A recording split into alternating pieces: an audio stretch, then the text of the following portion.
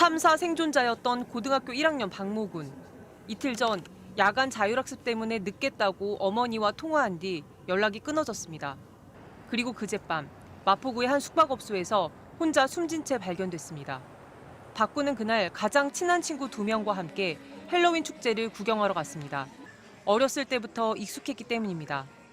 어린이집 유치원 다니면서 할로윈 때 할로윈 의상 입고 이태원 할로윈 축제가 예전부터 있었으니까요. 하지만 밤 10시 반까지 집에 오라던 부모님의 당부대로 지하철을 타러 가던 길에서 박군과 친구들은 인파에 갇히고 말았습니다. 40분 넘게 깔려있던 박군은 의식을 잃기 직전 구조됐지만 바로 옆에서 친구들이 숨지는 모습을 고스란히 목격했습니다.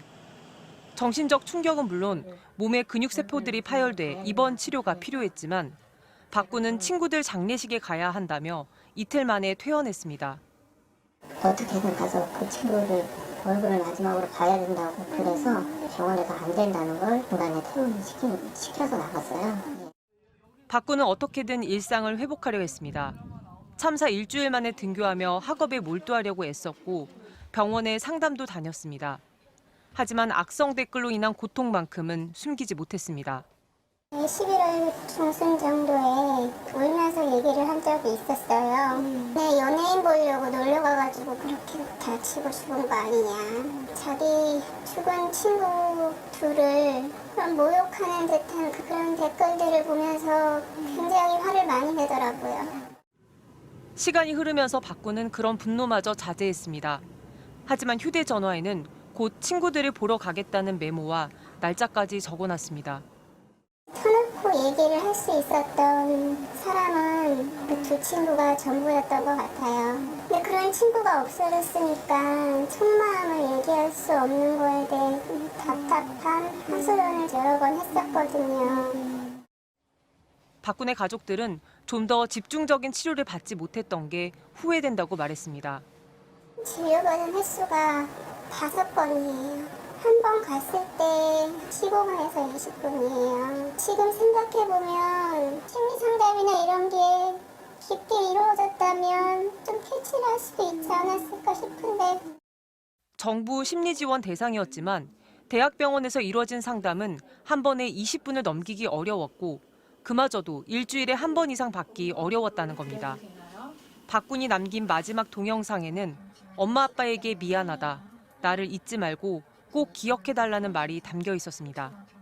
이게 무슨 비행을 하려고 거기를 간 게 아니거든요. 자기만 사는 게 미안하다는 마음이 들더라고요. 댓글 그렇게 보면 그냥 거기서 무너졌더라고요.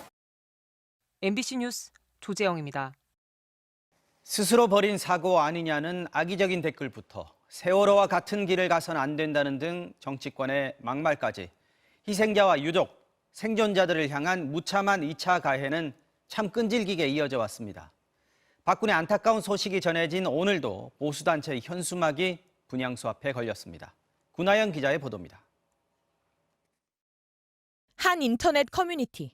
12구 참사 희생자 유족 인터뷰 기사에 대한 글이 올라오자 그 아래 달린 댓글입니다.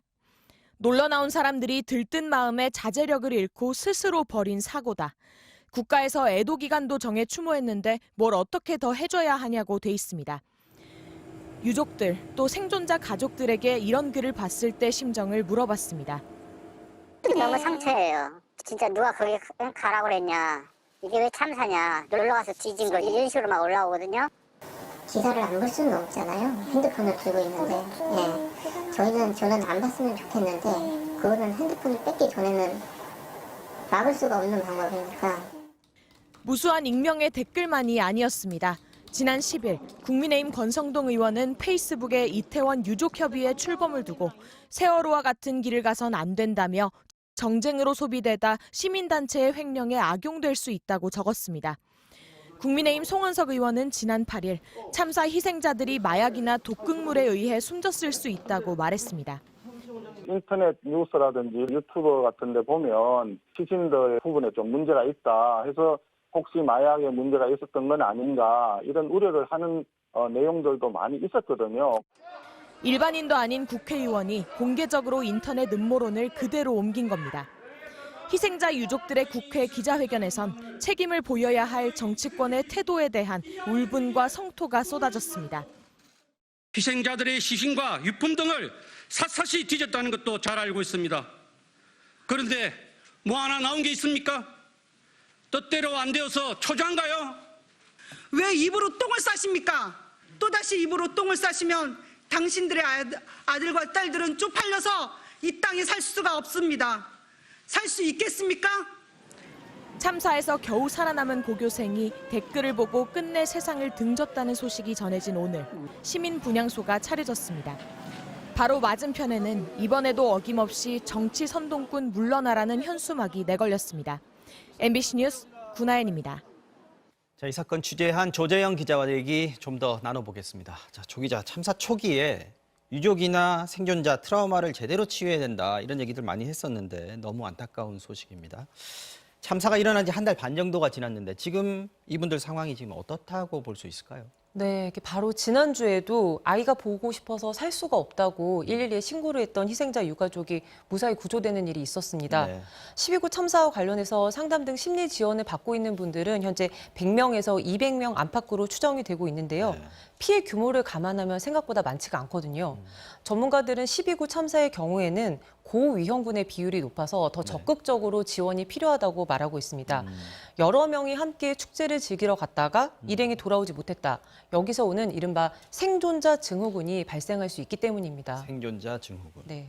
자, 사회적으로 지금 보듬고 아픔을 치유를 해야 할 시기인데 악성 댓글이라든지 이런 걸 보게 되면은 그 충격이 훨씬 더 클 수밖에 없을 것 같습니다. 네, 그렇습니다. 트라우마에 따른 반응이 사실 사람에 따라 좀 다른데요. 처음부터 반복적으로 기억이 떠오르기도 하지만 뭐 경우에 따라선 별다른 반응이 없다가 시간이 지난 뒤에 갑자기 충격이 오는 경우가 있습니다. 네.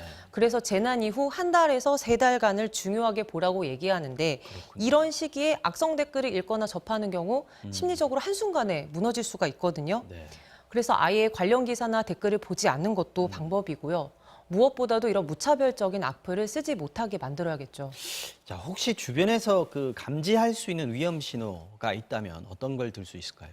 예, 전문가들의 경우에는 이제 큰 충격을 받으면 오히려 주변의 도움을 청하지 않고 네. 고립이 되려는 경향이 있다고 말합니다. 그래서 괜찮냐고 물어봐도 대답을 하지 않거나 뭐 자신의 상태를 잘 드러내지 않으려고 한다는 건데요.